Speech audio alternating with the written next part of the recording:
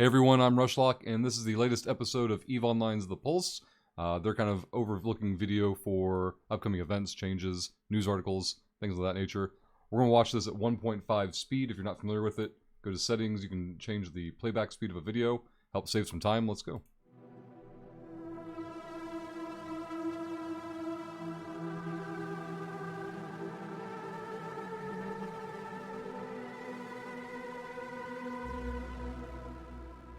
Welcome back to Jita and another episode of The Pulse, your regular source of news from inside New Eden. The Winter Status Update blog is coming soon with information on EVE's ecosystem, the introduction of new capsuleers, insight into the game's technical foundations, and a look at what's upcoming for EVE. Sincere thanks must go to all capsuleers that have taken the time to test and give in-depth constructive feedback on the ecosystem changes on the Singularity test server.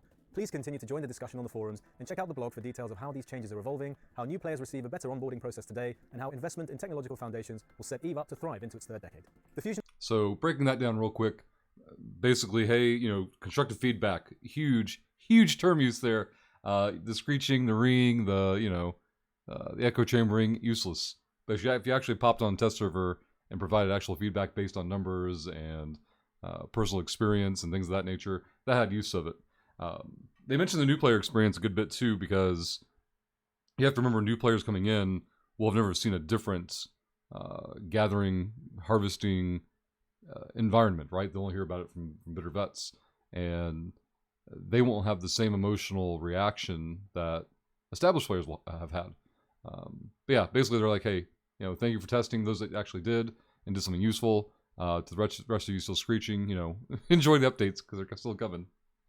Of festivities that is the Winter Nexus series of events is returning to EVE on the 9th of December. Now this is something I'm really excited about. So this Thursday, this video will post on Monday, but this winter update is coming out on the 9th, which is Thursday this year.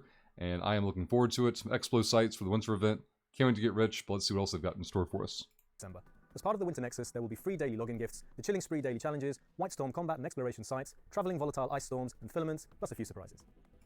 So filaments and combat sites also.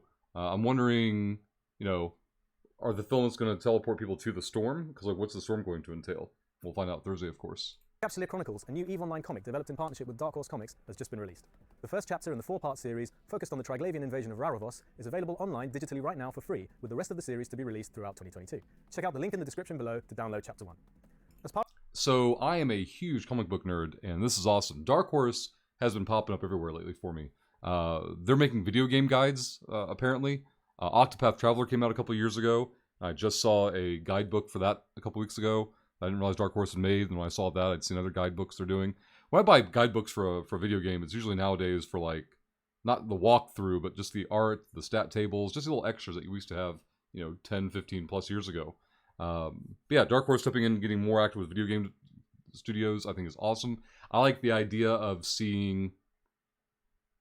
being digital only, and I don't know this for sure, but I'm under the impression they're going to put this out digitally exclusively. I haven't seen or heard any intent to put these comics into print. I've reached out to CCP Swift for clarification, but I'm under the impression at the moment of this video that it's going to be print or digital only. And that being the case, I don't know how many new sets of eyes are going to be on that, but I like the idea or the concept of seeing New Eden represented on different mediums, right? Different platforms. And if this being a digital free comic turns into a digital free way to distribute basically just a material, right? Just, hey, I've got a friend that's in the comic book. Check this out. Oh, you like the comic? Well, I play this game. Come check it out. Maybe that happens. That seems like a very large pile of what ifs for that to occur. But maybe being digital, being free will be a lot easier for distribution, and we'll see more about it. I'll probably reach out to CCP as well, see if I can do a breakdown or a review of the comics themselves, and see what parameters they would like followed in terms of, I don't want to just read the comics to you guys. That seems kind of pointless. But showing the art assets, that's usually the sticky part for making sure you get permission and clearance for that. But again, huge comic book nerd. Really love the idea that they're doing another EVE comic. I know the last one got some pushback. I don't know all the details. I just heard that it was written by a goon, and it was all shown the story through a goon perspective. You guys can break that down in the comments. If you have more information on it, feel free to share. Part of the ongoing efforts to improve the new player experience, some small changes have been made to career agents and new player-friendly skill plans have been added. Career agent paths have been renamed to align with the 4 main career paths as outlined in EVE Academy: Explorer, Enforcer, Industrialist, and Soldier of Fortune. I actually like this. Consistency. You've got the EVE Academy, you're going to do something with it, make it match up with in-game to lessen confusion. In addition, each career agent will offer a new skill plan constructed from the initial skills available for new Capsuleers. Give them That's huge. How many new players have I seen come through Twitch chat over the years who are just like, I'm so overwhelmed, I have no idea what to do. But now if they're working with a certain career agent, what I'm curious about, and I'll have to make an alpha to go through this and test it out, can they complete this skill plan in a time frame that it would take a reasonable amount of time compared to the length of time needed to complete that career agent's list of tasks? Because if not, then every time they do a different career agent, they're just going to get a new pile of skills that they don't know if they're going to need or not, and they're going to get overwhelmed again. But if these skill plans for the career agents are short enough to where they're basically training a bunch of level 1, maybe some level 2 skills to overlay with that activity, then yeah, that could be really good.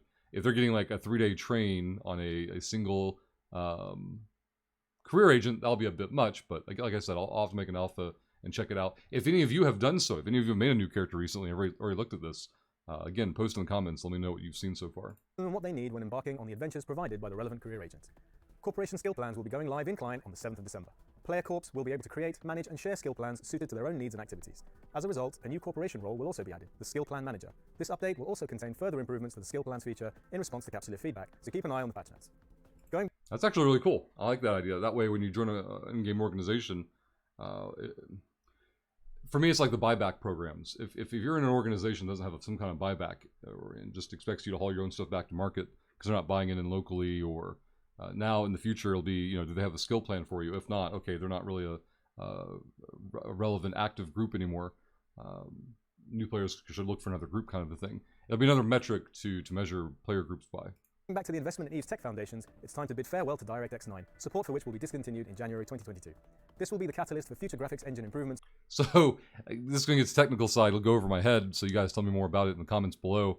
But I assume this is going to dunk some more potato bot machines from being able to run this. Like, is it going to increase the hardware demands?